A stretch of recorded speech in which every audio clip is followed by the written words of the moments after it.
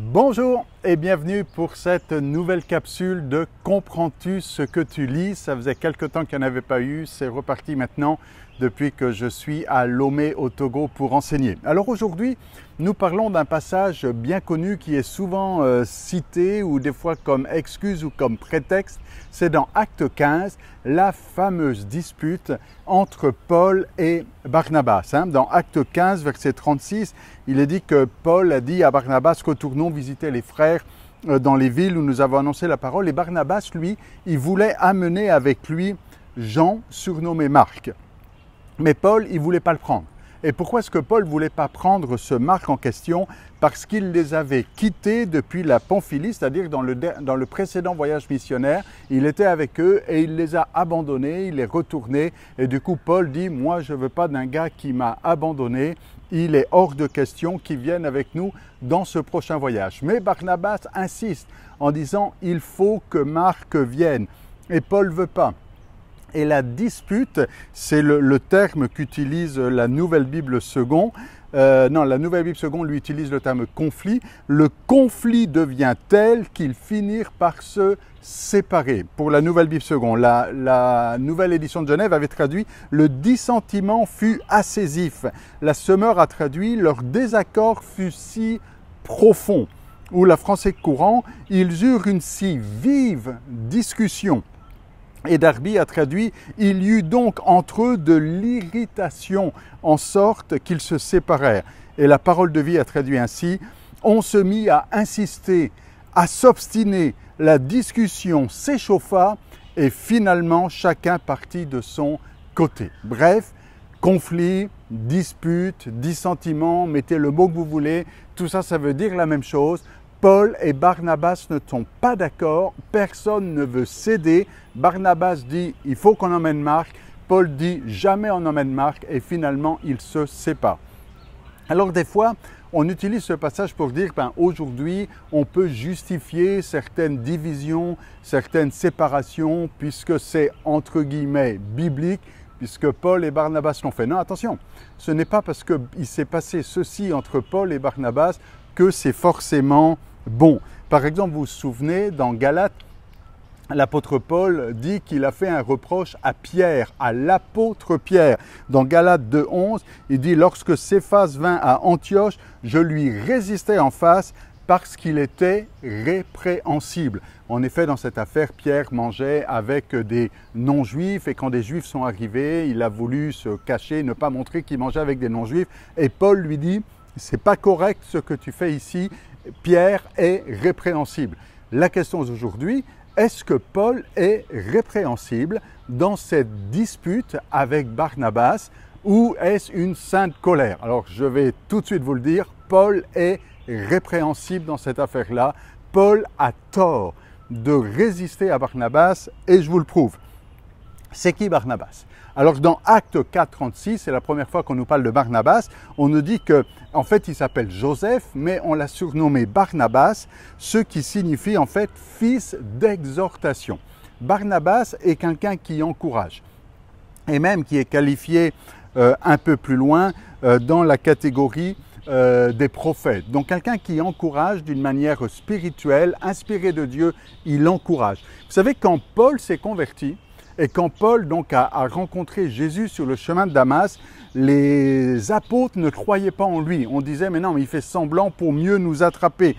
Et il est dit dans Acte 9, 26, que Saul tâcha de se joindre aux disciples, mais tous le craignaient, ne croyant pas qu'il soit disciple. Ils pensaient que c'était du faux, que c'était une ruse. Alors, Barnabas, l'ayant pris avec lui, le conduisit vers les apôtres. Vous voyez ici, personne ne croit dans Paul. Personne ne croit dans ce Saul de Tarse qui vient de se convertir. Mais Barnabas, lui, il croit dans ce jeune homme. Il sait que sa rencontre avec Dieu est vraie et il va prendre sa défense. Quelque temps plus tard, il y a un réveil à Antioche. Et on envoie Barnabas s'occuper de ce réveil-là. Et c'est Barnabas qui est donc le pasteur principal maintenant de cette ville d'Antioche. Mais quand Barnabas est là dans cette ville, il se souvient de Saul de Tarse et il va le chercher dans Acte 11, 25. Barnabas se rendit ensuite à Tarse pour chercher Saul.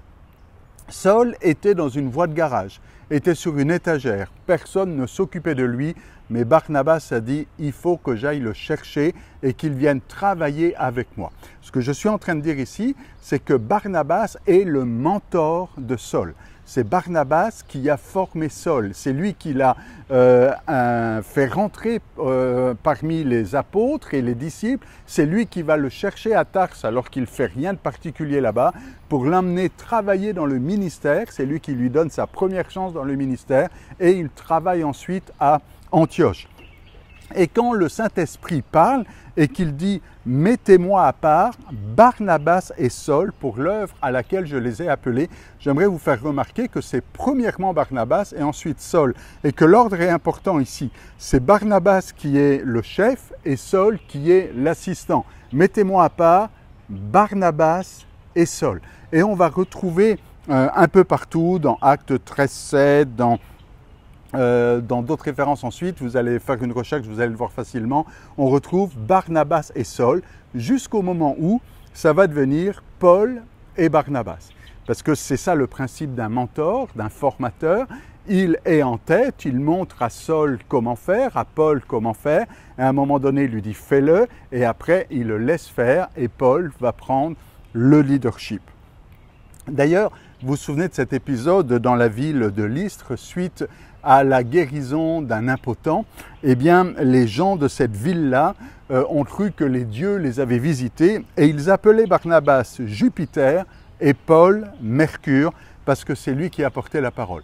Notez bien que celui qui est appelé Jupiter, c'est Barnabas et celui qui est appelé Mercure, c'est Paul. Alors Jupiter et Mercure, ça ce sont les noms romains de la mythologie. Et puis dans la mythologie grecque, d'ailleurs la NBS a traduit comme ça, ils appelaient Barnabas Zeus et Paul Hermès.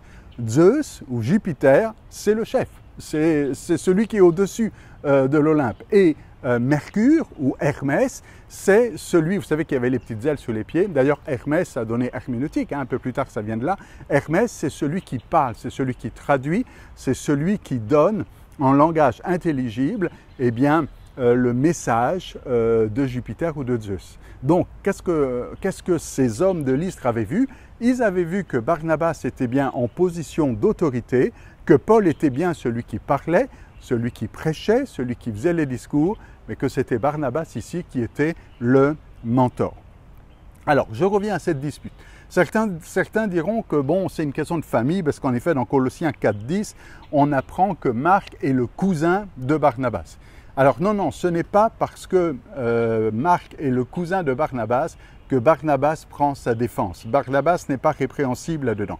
Barnabas fait tout simplement du grand Barnabas, c'est-à-dire celui qui encourage. Il avait vu dans Paul ce que les autres n'avaient pas vu. Il avait vu dans Paul le potentiel, le ministère, l'appel de Dieu sur sa vie. Et il est allé le chercher à Tars pour l'amener à Antioche afin qu'il travaille dans ce réveil-là. Lui avait vu ça alors que les autres apôtres n'avaient rien vu. Et la même chose avec Marc. Barnabas voit dans Marc le potentiel, l'appel de Dieu sur sa vie. Paul, lui, a déjà mis une croix. Il a déjà dit, non, celui-là, jamais il ne rentrera dans le ministère. Il nous a abandonnés une fois, aucune chance pour lui maintenant. Mais Barnabas veut lui donner une deuxième chance parce qu'il sait qu'il y a quelque chose de spécial dans sa vie. Et Barnabas a raison. La preuve, même quelques années plus tard, l'apôtre Paul lui-même va le reconnaître en écrivant à Timothée, dans la deuxième épître à Timothée, chapitre 4, verset 11, Paul va dire « Luc est seul avec moi, prends Marc et amène-le avec toi, car il m'est utile pour le ministère. » Vous voyez, à la fin de sa vie, l'apôtre Paul dit « Marc m'est utile pour le ministère ». Alors que pendant cette dispute, Paul dit à Barnabas « Marc est inutile, bon à rien, je n'en ai pas besoin pour la mission que Dieu nous a confiée. » Paul a tort dans cette affaire, il le reconnaît plus tard, oui, Marc m'est bien utile. Mais notez bien que Paul, en fait, c'est la chair qui parle, c'est un vieux travers qui est là. Une fâcheuse, comment dire, un mauvais défaut de Paul avant sa conversion qui ressort.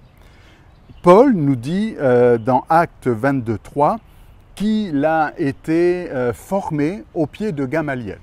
Le mentor de Paul lorsqu'il n'était pas encore chrétien, c'était Gamaliel. Gamaliel était son mentor, son formateur, son rabbin dans le judaïsme. Quand il est devenu chrétien, c'est Barnabas qui l'a pris sur son aile, c'est Barnabas qui l'a défendu, c'est Barnabas qui va le chercher, c'est avec Barnabas qu'il commence les premiers voyages missionnaires. Donc le premier mentor de Pierre, c'est Gamaliel. Et vous vous souvenez, dans Acte 5, il y a toute une histoire, on a mis Pierre et Jean en prison, on veut faire taire et arrêter un petit peu cette évangélisation au nom de Jésus. Mais Gamaliel, lui, il est dit dans Acte 5, 34, qu'un pharisien nommé Gamaliel, docteur de la loi, estimé de tout le peuple, il se lève devant le Sanhédrin et voilà ce qu'il dit. Il fait tout un discours et sa conclusion c'est « Je vous le dis, ne vous occupez plus de ces hommes, laissez-les aller. Si cette entreprise ou cette œuvre vient des hommes, elle se détruira. Mais si elle vient de Dieu, ne courez pas le risque d'avoir combattu contre Dieu, vous ne pourrez pas la détruire. » Voilà le conseil de Gamaliel. N'essayez pas d'arrêter cette œuvre-là. Arrêtez la persécution, ne prenez pas le risque de combattre contre Dieu. Et ils se rangèrent à son avis. Le Sanhédrin écoute le conseil sage de Gamaliel, mais pas le jeune Saul de Tarse. Pourtant, c'est son mentor qui vient de parler, c'est son maître qui vient de parler. Mais on trouve quelques chapitres plus loin, dans Acte 8, verset 3, que Saul, de son côté, ravageait l'Église pénétrant dans les maisons. Saul avait un mentor, Gamaliel, il n'écoute pas le conseil de son mentor et il ravage l'Église, il persécute les chrétiens, alors que Gamaliel avait dit « Ne prenez pas le risque de combattre contre Dieu, laissez aller, si ça vient de Dieu, vous ne pourrez pas la détruire, si ça vient des hommes, ça s'arrêtera tout seul. » Et il se passe la même chose quelques années plus tard. Barnabas donne un conseil, Barnabas dit « Il faut prendre Marc ». Et Paul n'écoute pas le conseil de son mentor, il va en faire qu'à sa tête, mais quelques années plus tard va finalement reconnaître que ce Marc est fort utile. Conclusion, ne prenez pas Acte 15 comme prétexte ou justificatif pour dire on a le droit de se disputer dans le ministère, la preuve, le grand Paul, le grand Saint Paul l'a fait. Non, Paul est coupable, il est répréhensible dans cette affaire, ne faites pas la même erreur que lui. Écoutez la voix sage des hommes de Dieu, de vos mentors ou de ceux qui vous ont formé dans le ministère. Recherchez la paix. Barnabas, lui, avait vu d'une manière prophétique l'appel de Dieu sur la vie. Ne laissez pas vos sentiments, votre chair ou votre façon de penser prendre le dessus. Et quand on n'est pas d'accord avec quelqu'un, réfléchissons en disant « peut-être que c'est moi qui ai tort dans cette affaire ». Alors voilà pour cette leçon, j'espère que ça parle à quelqu'un. Si c'est le cas, mettez quelques commentaires en bas de cette vidéo. Si vous aimez ces vidéos, je vais continuer à en faire maintenant que je suis installé à Lomé. Je suis à Lomé à la faculté avancée de théologie des Assemblées de Dieu pour enseigner au 2e et 3e siècle. Et nous reprenons donc les capsules « Comprends-tu ce que tu lis » régulièrement. D'ailleurs, il y a très longtemps, j'avais commencé une toute première capsule de « Comprends-tu ce que tu lis » ici à Lomé et j'avais parlé de la femme samaritaine dans Jean chapitre 4. Et depuis peu, eh bien, j'ai eu l'occasion de publier ce livre qui donc s'intitule « La bonne samaritaine ». Il est disponible aux éditions Inspiration, sur la boutique Inspiration. Si vous aimez les études bibliques, si vous aimez comprendre la Bible, il y a non seulement une explication sur Jean chapitre 4, sur la parabole du bon samaritain, mais il y a aussi des concepts, des principes et des conseils pour mieux interpréter et comprendre la Bible. Que Dieu vous bénisse, à très bientôt pour une prochaine capsule. Comprends-tu ce que tu lis ?